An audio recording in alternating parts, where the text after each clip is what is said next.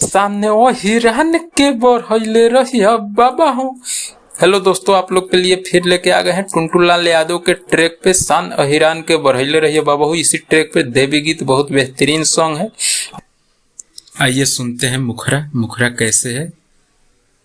निमिये पे झुलुआ लगइले बानी, आ मलिनिया से नेवता भेजइले बानी, आ सातोरे बहिन के बोलइले बानी, आ सातोरे बहिन के बोलइले बानी, छाकल मंगिया जुटइले बानी, आ गइया के गोबर से अंगना लिपवले बानी, सातोरे बहिन के बोलइले बानी, सातोरे बहिन के बोलइले बानी। आइए फर्स्ट अंतरा सुनते हैं। फर्स्ट अंतरा कैसे है। देर नहीं करते हैं, वीडियो को लंबा नहीं करेंगे, आप लोग के बीच रखते हैं। फर्स्ट अंतरा कैसे है, बेबी बेहतरीन तरीका से लिखा हुआ है।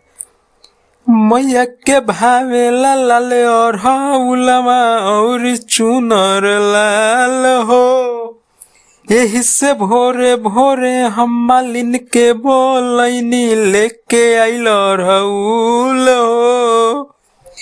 मैया के भावे लाल की और हौलवा और चुनर लाल हो, यही से भोरे भोरे हम मालिन के बोलैनी लेके आइल रहूल हो।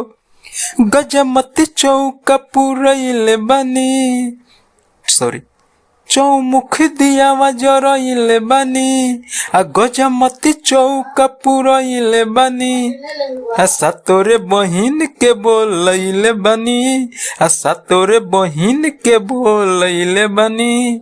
ये था हमारा फर्स्ट अंतरा। यहाँ थोड़ा सा मिस्टेक हुआ था। पहले है चौमुख दियावा जरइले बनी, उसके बाद है गजमती चौका पुरइले बनी। पूरा भक्ति मैटर ही यूज किया गया है इस गाने में। बहुत बेहतरीन लगेगा आप लोग। और आइए लास्ट अंतरा सुनते हैं। लास्ट अंतरा कैसे है, नाम वाला अंतरा, ये भी बहुत बेहतरीन तरीका से लिखा।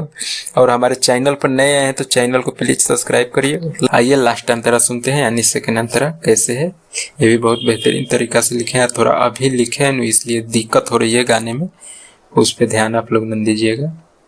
चलिए सुनते हैं। रवि रंजन करत बारे नु बंदन आवते बारी माई हो, सुन अमर हो सुख भेटाई, कर तू मन से पूजाई हो। रवि रंजन करता रे नु बंदन आवते बारी माई हो, आ सुन अमर हो सुख भेटाई, आ कर तू मन से पूजाई हो।